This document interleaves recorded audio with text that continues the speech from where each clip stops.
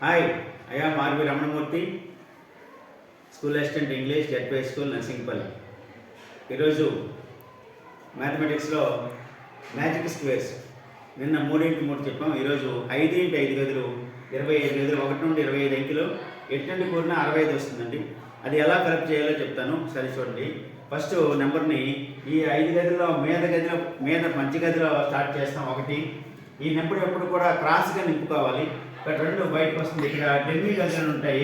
ఈ బయటికి ఎప్పుడైతే ఇక్కడ 2 రావాలి, కానీ డైరెక్ట్గా ఆపోజిట్లో కింద గదిలో 2 నింపుతాం. ఇక్కడ 2 క్రాస్లో ఎప్పుడు నింపాలి 3.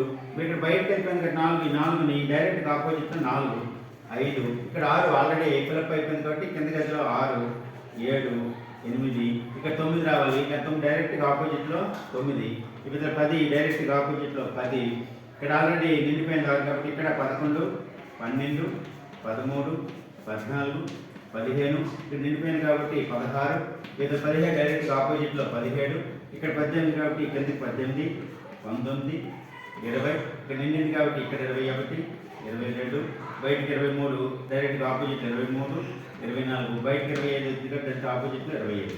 ఇప్పుడు అంకెలు నింపడం వచ్చింది. ఇప్పుడు ఎటువంటి కలపండి కావాలంటే 65 వస్తుంది. నిలువుగా కలిపినా, అడ్డుగా కలిపినా, లేదా కర్ణములు డైగ్నల్గా కలిపిన నీకు టోటల్ 65 వస్తుంది. ఇది మ్యాజిక్ స్క్వేర్. ఓకే, రేపు మనకు ఒక వీడియోతో మళ్ళీ కలుద్దాం. ఓకే.